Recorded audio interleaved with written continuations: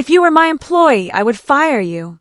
This single, chilling sentence, delivered across a dinner table by the world's most famous billionaire to the mother of his 5 children, perfectly encapsulates the brutal crossover between corporate warfare and domestic life that is currently captivating millions across the internet. For the past 72 hours, a massive, highly analytical wave of digital discourse has completely taken over cultural commentary platforms, systematically re-examining the intimate public testimonies of Elon Musk's ex-wives. This sudden, explosive interest wasn't sparked by a fresh, scandalous tabloid leak, but rather by a deep, retrospective evaluation of how Silicon Valley's ultimate patriarch treats his closest partners. At the absolute center of this viral storm is the sudden resurgence of his first wife, Justine Musk's foundational writing, alongside the complex reflections of his second wife, Tallulah Riley. Audiences are suddenly looking past the rockets, the electric vehicles, and the multi-billion-dollar stock portfolios to scrutinize the hidden psychological blueprint of the world's richest man's household. What they are discovering is an incredibly rigid, transactional environment where the exact cutthroat instincts required to build a corporate empire are deployed to manage a marriage. The ultimate fascination of this unfolding media moment isn't just about celebrity gossip. It is a deeply disturbing look at what happens when a human being treats their personal relationships like a company that needs to be restructured. The foundational facts driving this latest digital explosion trace a clear, unyielding line through 2 distinct eras of Musk's personal history. The initial point of public fixation zeroes in on Justine Musk's highly detailed accounts of their 8-year marriage, which began in the year 2000 and imploded spectacularly in 2008. During their wedding reception, as they danced together for the first time as husband and wife, Elon leaned in and whispered a definitive warning. "I am the alpha in this relationship." Justine shrugged it off at the time, viewing it as a manifestation of the intense, male-dominated South African culture he grew up in, or perhaps just the standard competitive drive of an emerging entrepreneur. However, as his wealth multiplied with the success of PayPal, SpaceX, and Tesla, that alpha proclamation hardened into a brutal reality. Justine documented how her husband slowly began treating her career aspirations as a novelist with open dismissiveness, telling her she read too much, disregarding her deadlines, and systematically pressuring her to alter her appearance, demanding she dye her hair blonder and conform to an idealized aesthetic standard.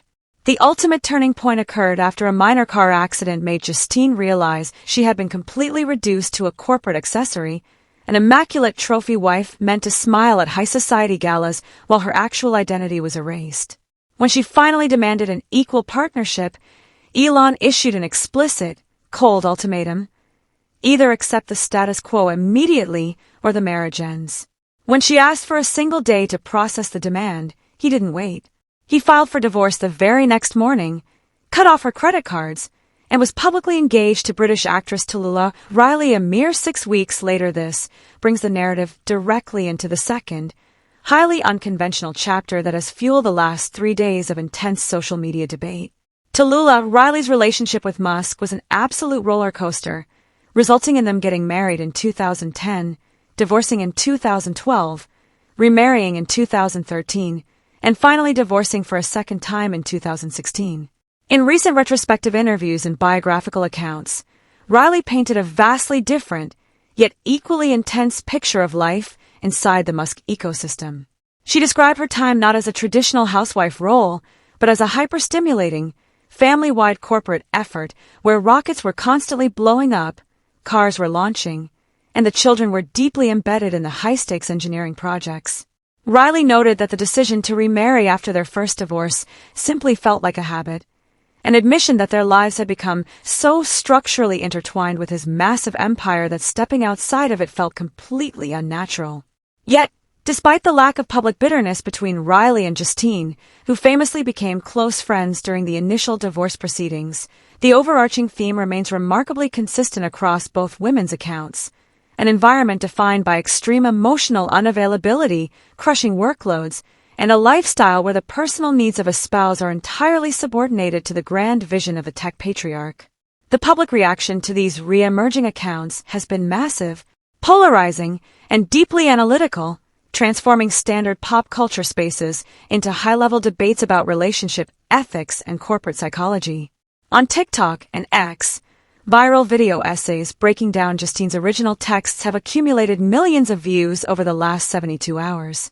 Content creators are actively dissecting the specific language used by both women, juxtaposing the image of a visionary savior of humanity with the reality of a husband who views his wife as an underperforming employee. A massive social media debate has erupted regarding the strict mechanics of the starter wife phenomenon. One large contingent of onlookers is expressing profound empathy for Justine, viewing her story as a tragic, cautionary tale of how brilliant women can have their identities slowly and methodically eroded by hyperwealthy partners who use financial leverage to enforce compliance. On the flip side, a more cynical, tech bro-adjacent contingent has emerged to defend the dynamic, arguing that a man tasked with colonizing Mars and revolutionizing global transit simply does not have the emotional bandwidth for a traditional, emotionally delicate marriage.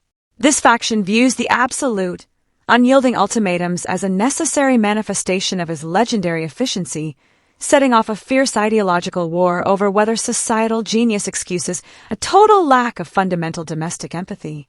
When you analyze why the specific conversation has escalated so dramatically right now, it becomes obvious that it serves as a massive cultural referendum on the dark side of modern tech-bro culture.